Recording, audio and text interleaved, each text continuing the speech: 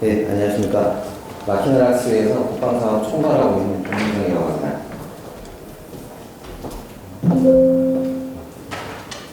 네, 먼저 발표에 앞서서 저희 회사는 앞서 발표하셨던 매개념이 아니다 보니까 잘 모르시는 분들이 있으실 거라 해서 간단히 회사 소개를 좀 시작하고 진행을 하려고 합니다.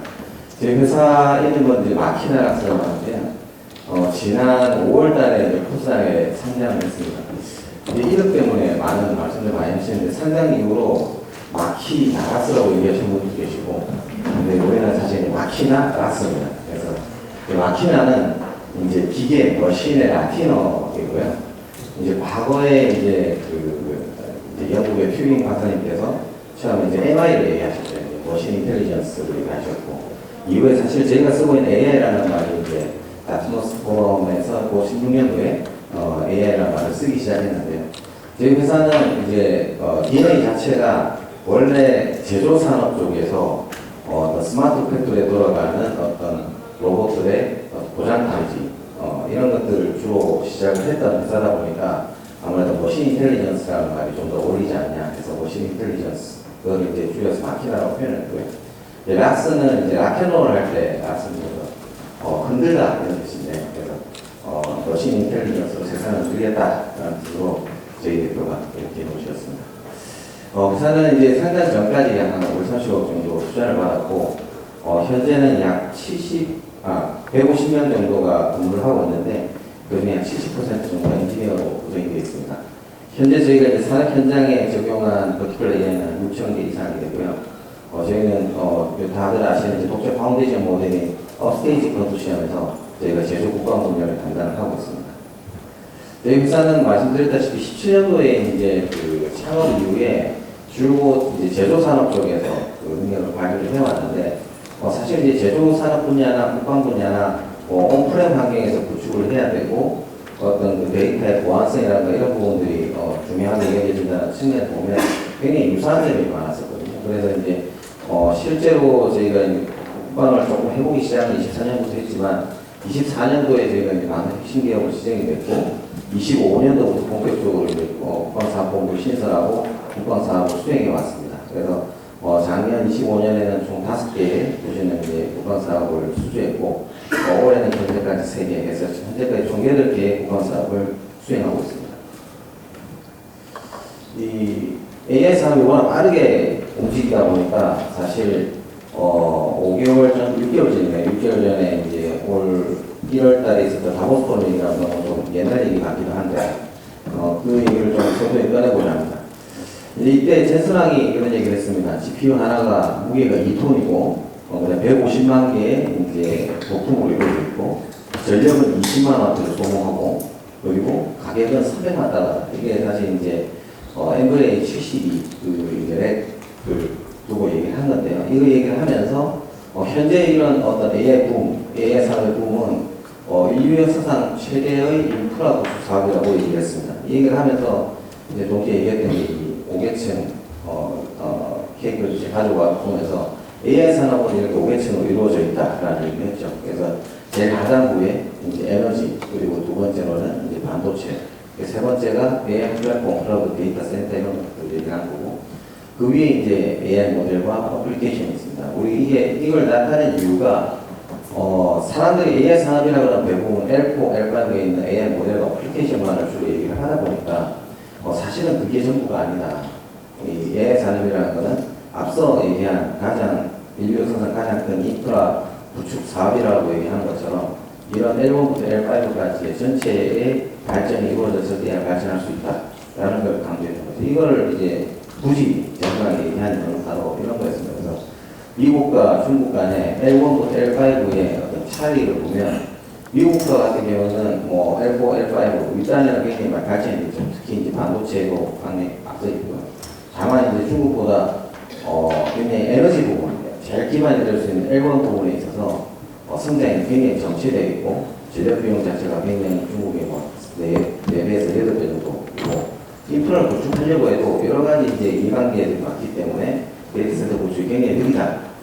그런 점을 이제 비판을 하면서 국가적 차원에서의 이러한 부분의 지원이 필요하다는 걸 강조하기 위함이었습니다. 반대로 이제 중국은 반도체 산업은 중국의 제재에 대해서 굉장히 취약하지만 그 외에 이제 이 에너지 인프라 같은 경우 미국의 2배에 달하는 인프라를 가지고 있죠. 여기서 말한 것은 결국 이제 L1에서부터 L3 하단부는 주로 이제 국가의 역할이 굉장히 중요하고 그 위에 이제 모델과 어플리케이션을 개발하는 부분은 기업의 역할이 중요하다는 것을 어필하고 있습니다. 우리나라도 마찬가지로 이제 26년도 이제 예산 편성 기준으로 이제 따져보았을 때 하단부 이제 L1에서 L3까지의 투자가 굉장히 집중되어 있음을 알 수 있습니다. 우리 국방 분야는 어떤가 한번 보면 당연히 L1하고 L2는 이제 국가적 차원에서 이제 수행을 하고 있기 때문에 이제 주로 L3부터 L5에 많이 집중이 되어 있긴 합니다. 작년에 있었던 국방인공지능위원회에서 AI 정책참모와 전투참모를 개발하겠다라고 선언을 하면서 이제 그 외에도 이제 독자 파운데이션 모델을 연계한 어떤 국방 특화 LLM 모델을 개발해야 된다든지 하는 부분들 많이 이제 노력을 기울이고 있고요. 그렇지만 이제 L1, L2 부분에서도 어떤 저전력 설계라든지 에너지 최적화를 위한 어떤 AI 모델 그리고 국방 반도체에 대한 투자 이런 것들은 지속적으로 이루어지고 있습니다. 그거에 맞서서 저희 회사 마케나락스도 L1부터 L5까지 다양한 사업을 진행하고 있습니다. 특히 저희는 앞서 설명드렸던 것처럼 L3부터 L5에 굉장히 많이 집중을 하고 있습니다. 저희 회사의 가장 이제 주 메인이 바로 온프레미스에서의 AI OS를 개발하는 부분이기도 하고요. 그 위로 이제 여러 가지 최적화 모델이라든지 제조산업에서 발휘해왔던 그런 장점들을 가지고 많은 서비스들을 개발을 하고 있습니다. 마찬가지로 이제 L2, L1 영역에도 H-배포 모델을 경영을 한다든지 연합학습 환경을 구축한다든지 전력 효율을 극대화할 수 있는 AI 모델을 개발하는 등의 노력들을 간접적으로 기여를 하고 있습니다. 그래서 지금 보시는 것 같은 이런 수많은 사업들을 저희 회사는 진행을 해왔고요. 지금부터는 이 사업들 중에서 일부 이제 국방과 관련된 사례 그리고 민간경영 기술에 관련된 사례 몇 가지를 소개해드리고 향후 우리 회사가 가고자 하는 방향성에 대해서 좀 설명드리고자 합니다. 먼저 첫 번째 사례입니다. 여러분들 국방지능데이터센터의 ML 셋업스를 구축한 사례입니다. 이거는 국방지능데이터센터는 국방과학연구소 내에 약 480년 정도가 고쳐 있는 데이터 센터인데요. 이 데이터 센터가 이제 획사방에 구축되어 있다 보니까 연구원분들이 이제 모델을 개발하고 할 때 최신 소프트웨어 모델, 오픈소스 소프트웨어들을 사용하는 게 굉장히 어려움이 많이 있거든요. 반입을 하기 위해서 굉장히 보안 절차도 까다롭고 승인 맞추고 해야 되는데 이러한 것을 이제 획사방 내에서 자유롭게 그런 어떤 소프트웨어 모델을 쓰게 함으로써 아래 보시는 것처럼 보안부도 승인의 4일 소요되는 것이 1시간 이내에 자동 검증되는 등 기타 데이터 준비부터 외부 운영까지의 다양한 기들을 제공하는 플랫폼이라고 이해해 주시면 되겠습니다. 보시는 것처럼 좌측 상단에 사용자가 필요한 오픈소스를 요청을 하면 외부 저장소 파이프라든지 기터브라든지 이런 것을 통해서 데이터나 외부 오픈소스를 가져오고요.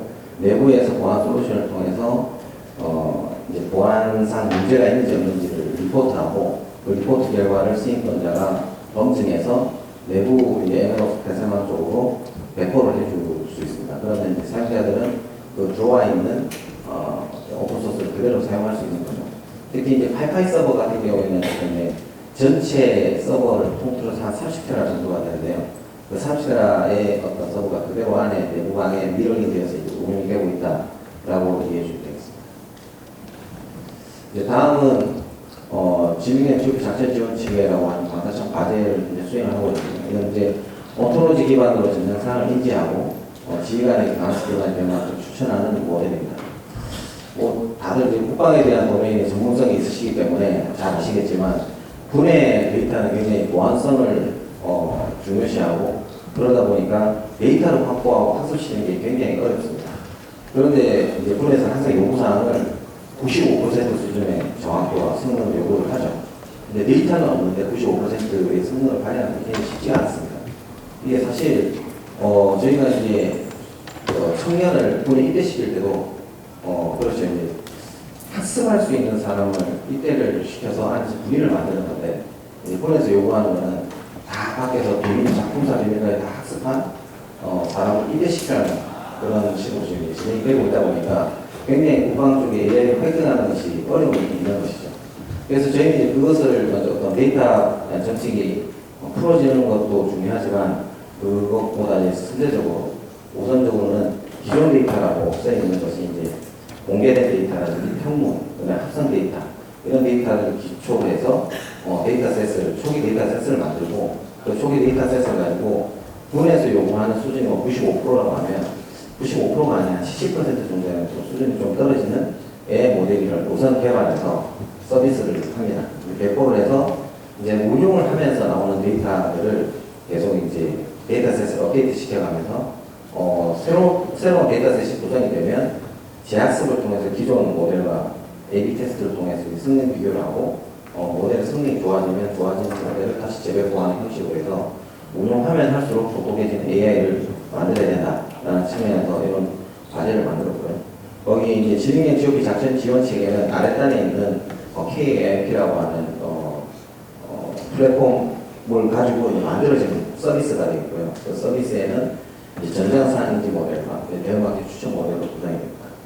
이 전장상 인지 모델은 전장상을 이제 온톨로지 개념으로 구축되어 있는 데이터를 활용해서 보다 정확하게 전장상을 인지를 하는 모델이고요. 이렇게 정확하게 인지된 사항을 토대로 해서 대응관계 추천 모델이 이제 전달을 해주면 그 사항을 토대로 해서 대응 개념과 그 다음에 이제 기본 방책, 발효 계획 등을 지휘관에게 추천해주는 모델입니다. 다음은 이제 해군 함정용 장비 운용 AI 참모입니다.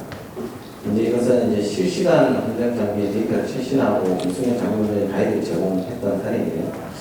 예를 보시면 이제 왼쪽에 보시는 것이 이제 포항함에 이제 달려있는 MK45 5인치 함포입니다. 그리고 그 함포 아래에 보면 함포 장비실이라고 내부에 있고요.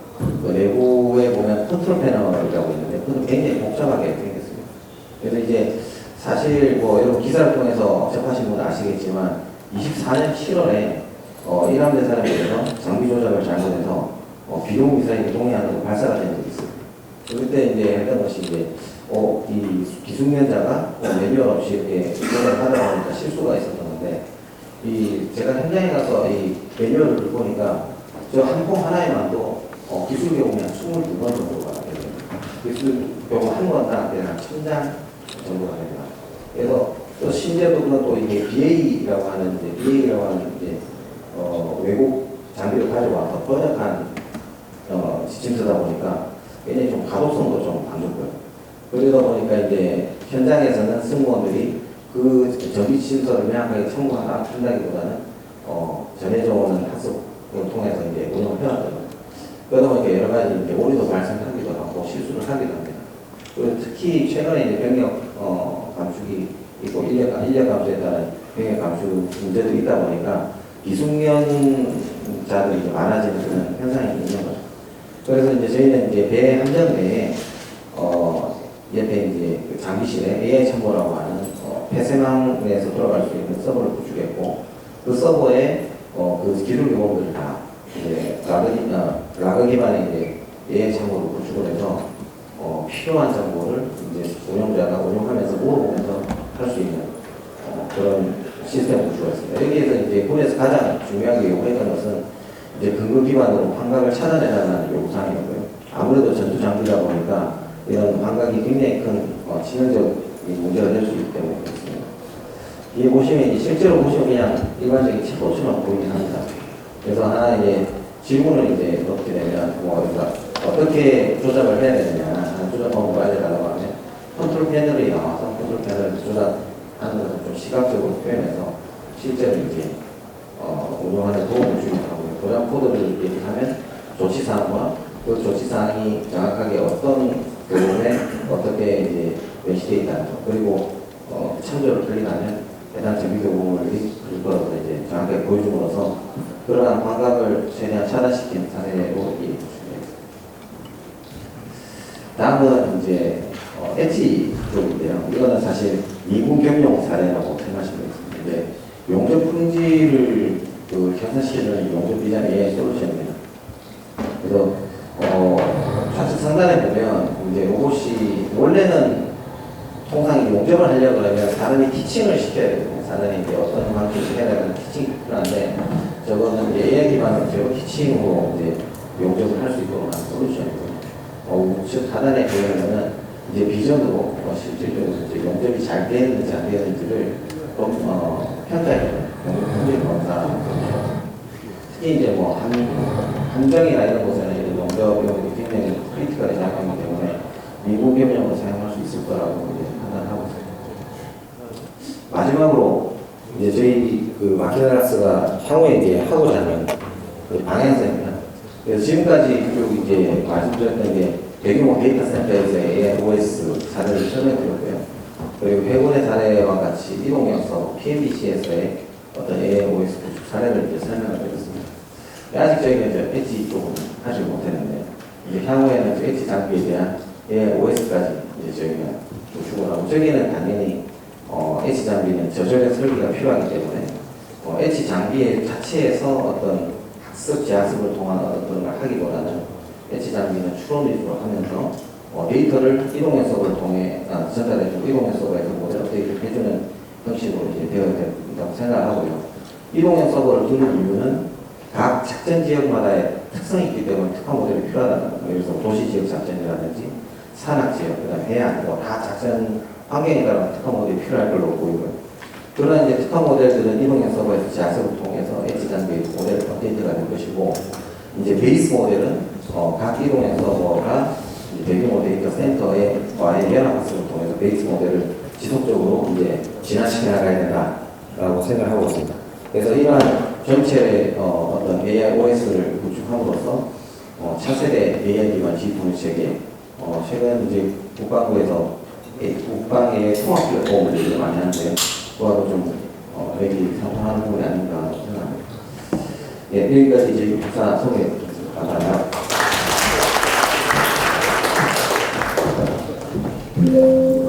네, 김민성 본부장님, 좋은 강연 감사합니다.